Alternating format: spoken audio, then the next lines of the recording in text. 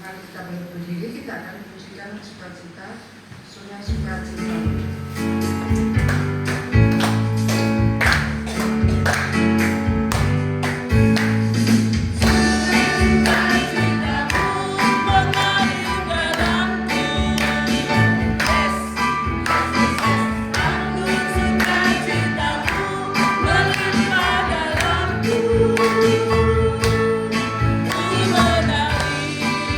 Bersuka, pujimu di setiap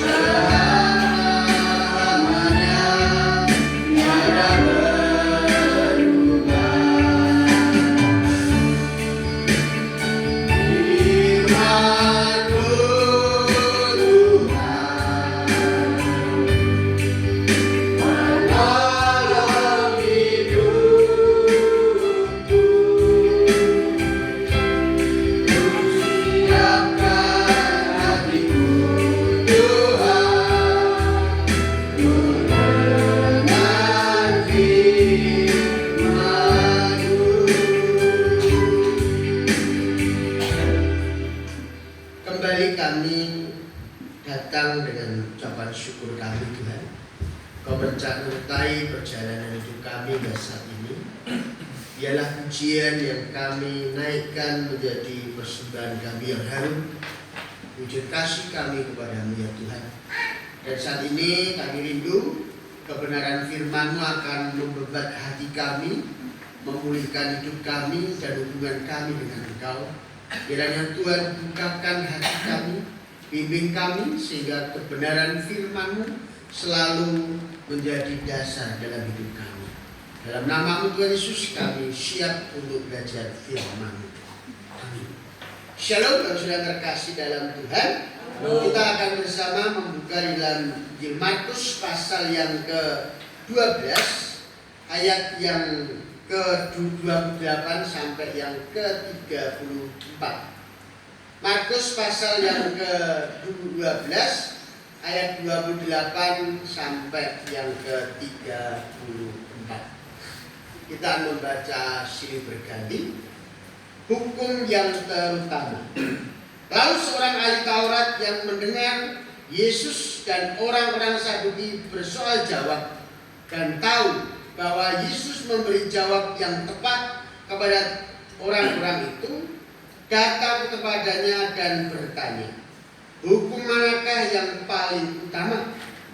Jawab Yesus, hukum yang utama ialah, dengarlah hai orang Israel, Tuhan Allah kita, Tuhan itu Esa. Kasihlah Tuhan Allahmu dengan segenap hatimu dan dengan segenap jiwamu dan dengan segenap akal budimu dan dengan segenap kekuatanmu.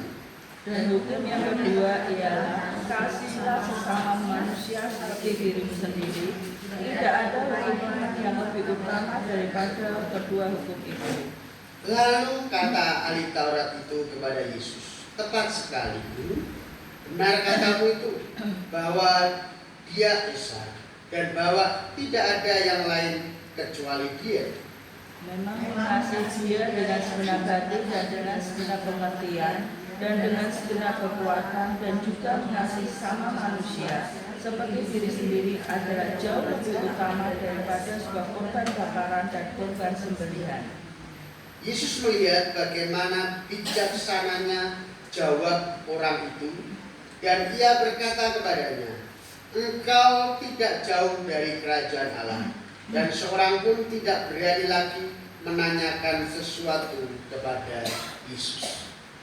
Bapak sudah terkasih di dalam Tuhan, kita bersama kita belajar bagaimana penyembahan yang berkenan di hadapan Tuhan. Penyembahan memang harus kita dasari dari hati yang terdalam, respon hati. Ketika kita menyembah kepada Tuhan, merupakan sikap yang timbul dari rasa hormat atau pemujaan yang kita lakukan kepada Tuhan dengan kerendahan hati. Dan juga pelayanan yang kita lakukan kepada Tuhan pun mengarahkan kepada kita bersama bagaimana itu menjadi sebuah wujud penyembahan dari respon hati kita. Bagaimana penyembahan kita pun juga melimpah kepada orang lain. Perikop ini berbicara tentang bagaimana Tuhan Yesus bersoal jawab dengan orang Saduki. Soal jawab yang mereka lakukan bukan karena mereka tidak tahu, tapi karena mereka ingin menguji sejauh mana kebijaksanaan yang dimiliki Yesus. Sebagai pemimpin yang melakukan banyak hal, apakah betul-betul yang dilakukan Tuhan Yesus karena Allah atau karena dirinya? Ini yang menjadi sebuah soal jawab yang dilakukan mereka. Ya, sehingga di situ ada beberapa pertanyaan yang disampaikan dan pada akhirnya ada seorang yang bertanya secara tulus, ya, hukum mana yang terutama? Nah, di sini sesungguhnya mengarahkan kepada bagaimana respon kita. Ada mutlak bagi kita sebagai anak-anaknya menyembah Tuhan Yesus dengan, kalau kita perhatikan di dalam Matius 4 ayat 10 dikatakan, menyala iblis sebab ada tertulis haruslah menyembah Tuhan Allahmu dan hanya kepada Dia sajalah engkau berbakti ketika Tuhan Yesus ada dalam, yaitu pencobaan si jahat. Dia menyampaikan bahwa dia tidak harus menyembah kepada iblis, tetapi hanya kepada Allah yang hidup. Ya. Sesungguhnya orang Saduki melihat secara lahiriah bagaimana konsep penyembahan yang dilakukan Tuhan Yesus dan murid-muridnya. Ya. Tetapi jawaban yang disampaikan Tuhan Yesus sangat menempelak mereka, dan akhirnya mereka tidak bertanya lagi. Karena apa yang disampaikan itu adalah yang vital. Bagaimana penyembahan yang harus dilakukan, eksistensi dan karya keselamatan, dan menyembah merupakan respon kita dengan segenap pikiran, segenap emosi kita, dan juga dikatakan bagaimana kehendak kita, tubuh kita, yang artinya secara totalitas kehidupan kita. Oleh karena itu, untuk melakukan tindakan penyembahan, Tuhan ingin supaya kita tidak asal-asalan. Ketika kita menyembah Tuhan, betul-betul bagaimana kita menjadi pribadi yang responsif ya, akan karya Tuhan. Karena penyembahan yang kita lakukan bukan karena ya, kita, tetapi sesungguhnya responsif dari apa yang Tuhan berikan dalam kehidupan kita. Tuhan telah memberikan yang terbaik dalam kehidupan kita, sehingga kita pun mengembalikan respon itu dengan mengambil sikap di mana senantiasa memberikan respon dalam segala kehidupan kita dengan rasa syukur, serta mengakui bahwa setiap apa yang terjadi dalam kehidupan kita adalah penyembahan, dan semua terjadi karena campur tangan Tuhan. Ya. Tuhan yang turut serta dalam setiap apa yang kita kerjakan.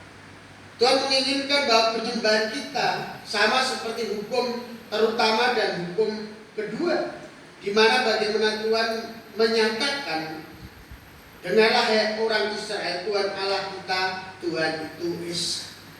Hanya satu-satunya Tuhan yang disembah. Oleh karena itu penyembahan kita harus fokus secara totalitas. Secara tulus dikatakan bahwa penyembahan kita harus mengarah kepada bagaimana penyataan di mana pikiran kita, segenap hati kita, segenap jiwa kita, dan akal budi. Menyatakan bagaimana kita menyembah Tuhan dengan segenap hati, menyerahkan pusat emosional kita, keinginan kita, dan juga komitmen kita kepada kehendak Tuhan. Jadi ketika kita menyembah Tuhan, entah itu dalam gereja, entah itu ketika ada di rumah, atau ketika dalam persekutuan, atau di mana saja. Karena penyembahan tidak mengarah kepada satu tempat. Penyembahan adalah respon hati kita kepada karya Tuhan yang dinyatakan dalam kehidupan kita, sehingga dengan segenap hati kita melakukannya secara emosi. Terkadang ketika kita mau menyembah Tuhan, ya, ujiannya yaitu ketika ada dalam lembah kehidupan. Ketika kita ada dalam lembah kehidupan atau persoalan yang ada dalam hidup kita, kita untuk menyembah kepada Tuhan itu sudah mulai tergoyahkan. Ya, mulai tergoyahkan. Ya. Karena dengan kondisi itu membawa kita kepada bagaimana kita mulai terlena dengan keadaan dunia yang menyeret kita, yang pada akhirnya menjatuhkan kita untuk tidak lagi menyembah kepada Tuhan. Namun juga acap kali terjadi ujian dalam penyembahan yang sejati dari hati kita, yaitu ketika kita juga dalam kondisi sukses. Jadi ketika dalam lembah pun, atau dalam gunung, atau kesuksesan hidup, seringkali iblis berusaha mencobai supaya hati kita, pusat daripada emosional kita, pusat daripada keinginan kita, komitmen kita diarahkan kepada hal-hal dunia. Bapak Saudara terkasih di dalam Tuhan, Tuhan Yesus serta-merta menyampaikan bahwa dengan segenap hati dan segenap jiwa. Jiwa menunjukkan bagaimana penyembahan kita haruslah seluruh nafas hidup kita. Ya, jiwa itu hati kita, hidup kita. Dan di sini Tuhan ingin keseluruhan hidup kita secara total sebagai penyembahan kepada Tuhan. Entah ketika kita sedang makan, entah kita sedang dalam kondisi baik ataupun kondisi buruk. Dalam segala kegiatan yang ada dalam hidup kita, jiwa, nafas hidup kita adalah penyembahan kepada Tuhan. Tuhan ingin supaya itu menjadi bagian dalam kehidupan kita. Seringkali pengetahuan, pengalaman, dan apa yang ada dunia yang mengarahkan kepada knowledge atau pengetahuan, pengalaman, baik secara empiris ataupun secara yaitu nyata, berupaya untuk mengoyakkan pikiran kita. Ya, makanya dikatakan kita harus juga menggunakan akal budimu. Ya, akal budi mengarahkan kepada pola pikir. Ya, seringkali kita mudah dipengaruhi dengan pola pikir. Apalagi seperti ketika Adam dan Hawa. Hawa diminta untuk menyembah Tuhan secara totalitas, melakukan apa yang Tuhan kehendaki. Tetapi si iblis berupaya mempengaruhi hatinya. Dengan pikiran-pikirannya dia berupaya memikirkan bahwa apa yang dilakukan oleh Tuhan Allah seolah-olah mengesampingkan satu hal.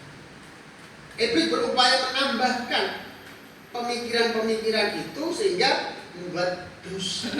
Nah, ini yang terjadi dalam kehidupan kita. Seringkali kita menggunakan pikiran kita untuk melakukan segala sesuatu, sehingga kalau pikiran kita sampai, ya kita ngikuti. Kalau nggak sampai, ya udah lepas.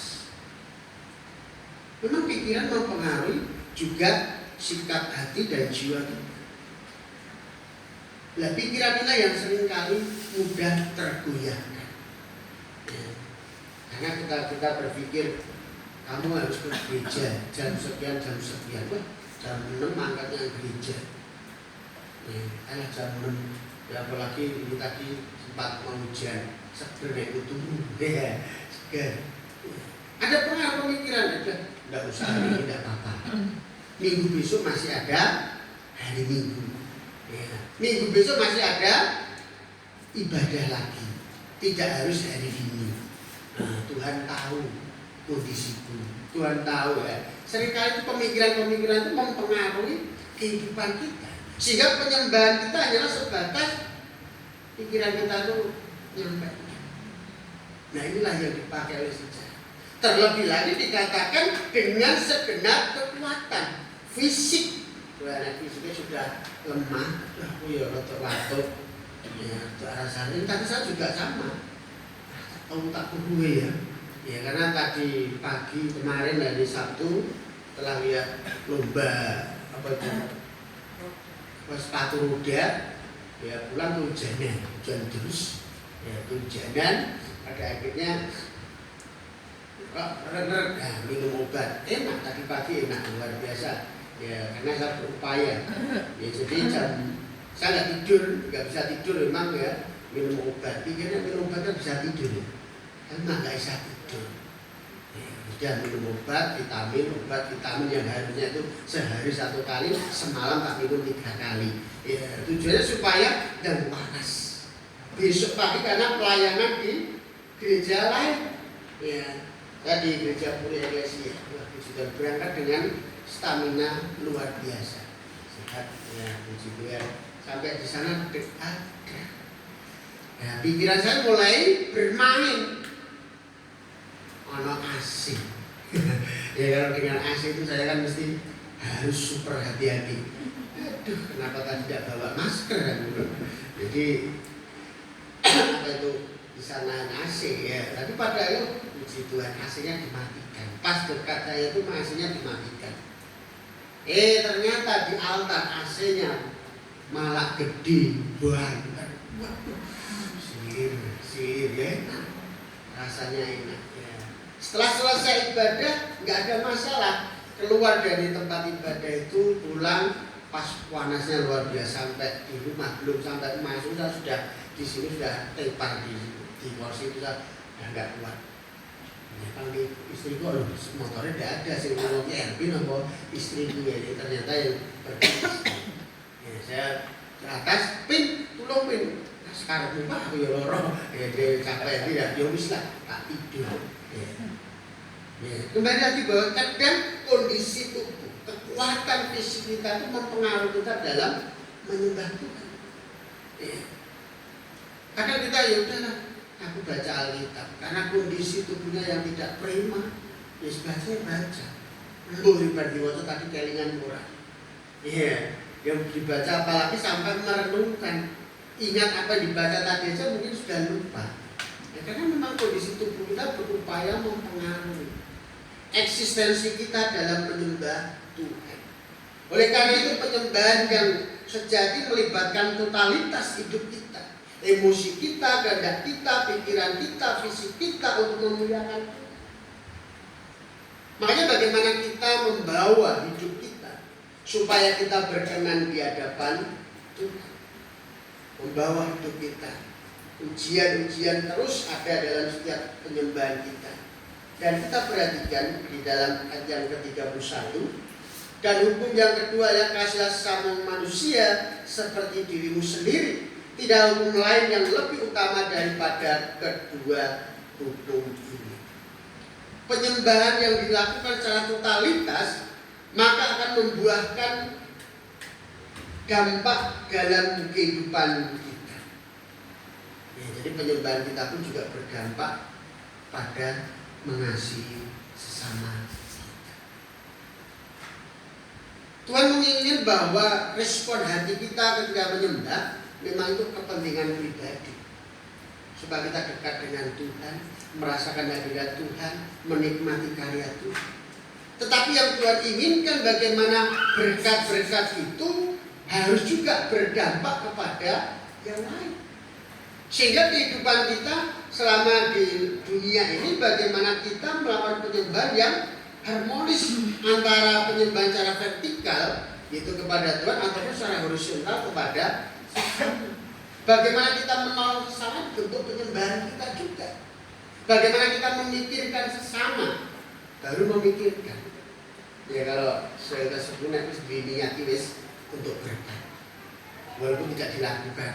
Iya tak? Terus Pak harus niat untuk berkat. Apa niat jangan yang gereja tapi enggak jadi. Ya sudah tapi sudah niat untuk berkat bisa walaupun hanya satu. Ya, kalau di parameter seperti itu kadang orang mengerti seperti itu. Kalau dunia tapi cuma karena kondisinya. Tetapi kembali lagi bahwa bagaimana langkah yang harus kita ambil. Penyembahan kita mengarah kepada Allah, tapi juga kita kepada sesama kita. Semua harus seimbang. Lah inilah yang saling berat. Makanya Tuhan mengatakan bagaimana kamu mengasihi aku, sedangkan kamu mengasihi samamu aja masih belum bisa. Mengasihi yang kelihatannya saja susah, apalagi mengasihi yang tidak terlihat.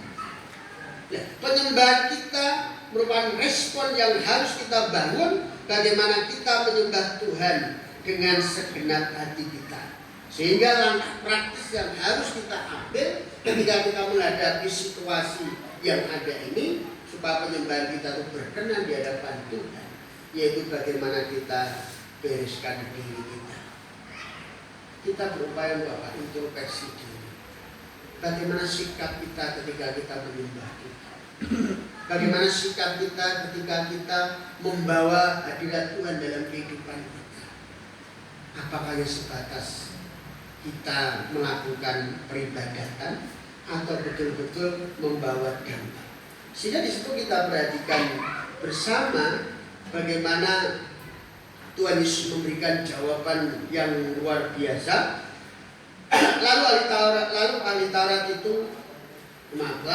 Taurat itu kepada Yesus, tepat sekali Guru, benar katamu bahwa dia esa bahwa tidak ada yang lain kecuali dia. Memang mengasihi dia dengan segenap hati dan dengan segenap pengertian dan dengan segenap kekuatan dan juga mengasihi sesama manusia seperti diri sendiri adalah jauh lebih utama daripada apa? Semua kurban bakaran dan kurban sembelihan. Ya, konteks utama bahwa bangsa Israel ketika menyembah Tuhan harus ada kurban bakaran ataupun kurban sembelihan sebagai wujud bagaimana manusia itu menyembah kepada Tuhan. Nah, sebentar lagi ya, tanggal berapa? 27 besok ya, penyembahan dengan kurban sembelihan dan kurban bakaran, jadinya sate dan ubi ya. Nah itu ya, besok 27. Tapi bagaimana pengorbanan dilakukan Tuhan Yesus? Yesus mengorbankan tubuhnya, jiwanya, rohnya untuk kita yang berdosa. Tidak lagi ada pengorbanan berbentuk binatang, tetapi darah Kristus yang mengalir di Kalvari menjadi tebusan bagi semua orang. Sehingga kalau kita perhatikan itu yang sudah dilakukan Tuhan Yesus dalam hidup kita. Ya. Makanya kita tidak ada lagi yang namanya gowo wedhus, gowo sapi, kurban bakaran, burung, merpati apa. Karena sudah lunas, ditebus oleh darah Yesus. Nah, oleh karena itu bagaimana ketika kita meresponi hati kita dalam menyembah Tuhan, hendaklah kita bahwa seluruh aspek kehidupan kita untuk kemuliaan Tuhan. Dunia berupaya untuk membangun benteng-benteng supaya kita melupakan apa yang telah Tuhan nyatakan dalam kehidupan kita. Kita kembali kepada masa lalu kita. Tapi marilah kita kembali dari perikop ini. Sudahkah penyembahan kepada Tuhan itu mewarnai dalam kehidupan kita? Segala sesuatu yang kita kerjakan sebagai wujud penyembahan kita kepada Tuhan. Oleh karena itu, lakukanlah dengan penuh kesetiaan. Tuhan memberkati. Mari kita bersama kita menyerahkan apa yang Tuhan berikan dalam hidup kita, sikap hati kita, respon hati kita dalam menyembah Tuhan, supaya apa yang kita lakukan tidak melenceng dari kehendak Tuhan. Totalitas hidup kita adalah penyembahan. Nah, kita bersama kita akan menaikkan pujian tetap setia. Apapun yang terjadi dalam kehidupan kita, penyembahan kita tetap ada di dalam Tuhan.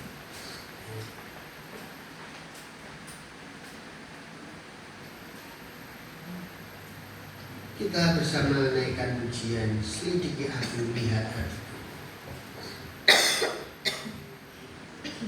Karena Tuhan tidak hanya ingin penyembahan kita mengarah satu arah, tapi bagaimana secara vertikal kepada Tuhan, secara horizontal kepada sesama kita.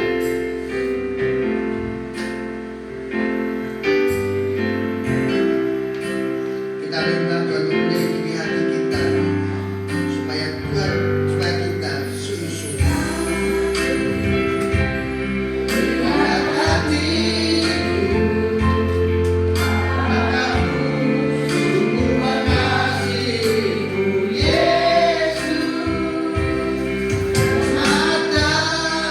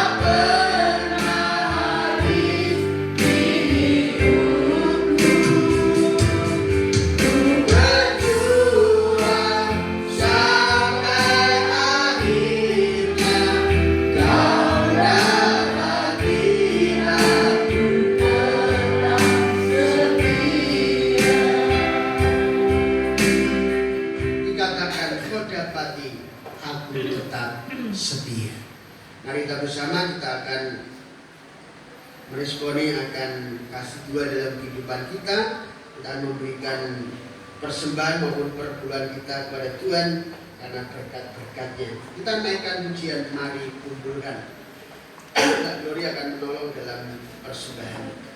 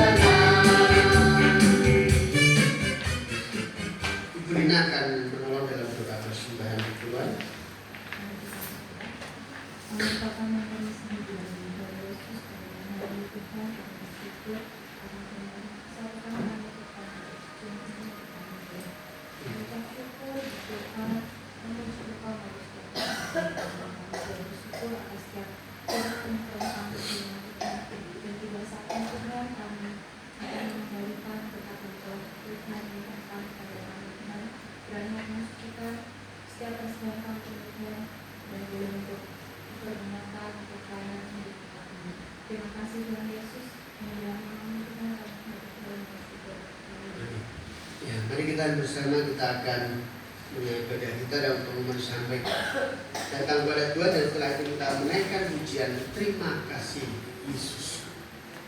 Kembali kami bersyukur Tuhan, apa yang telah Tuhan lakukan dalam kehidupan kami semua ada dalam rencana. Penyembahan-penyembahan yang kami lakukan karena wujud kasih kami kepada Engkau, ucapan syukur kami kepada Engkau, sehingga layakkanlah dalam setiap aspek kehidupan kami. Itu adalah penyembahan yang harus kami lakukan, baik secara hati kami, pikiran kami, jiwa kami, dan kekuatan kami, senantiasa membawa penyembahan kepadamu ya Tuhan. Biarlah dunia berupaya untuk mempengaruhi, tapi hati kami tetap menyembah Engkau.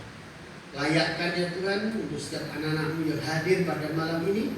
Biarlah berkat Tuhan menyertai ketika setia dalam menyembah Tuhan. Tuhan tidak menyayangkan berkatnya. Ketika setia dalam menyembah Tuhan, Tuhan akan selalu melimpahkan kasih dan anugerahnya. Mujizat-mujizat Tuhan nyatakan dalam setiap perjalanan hidup Bapak Ibu sekalian. Oleh karena itu ya Tuhan, kami menyerahkan kiranya damai sejahtera yang datang dari Tuhan Yesus Kristus dan kasih Allah Bapa serta penyertaan Roh Kudus selalu ada dalam kehidupan jemaat-Mu, sehingga mereka dalam menghadapi setiap tantangan kehidupan, persoalan yang ada, tetap mengandalkan Tuhan Yesus dalam semuanya.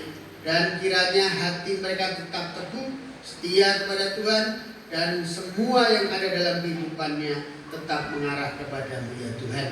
Dan kami menyerahkan mereka pulang dalam damai sejahtera, keluarga terberkati, secara pribadi terberkati, dalam lingkungan di mana mereka berada, mereka menjadi saluran berkat bagi kemuliaan nama-Mu.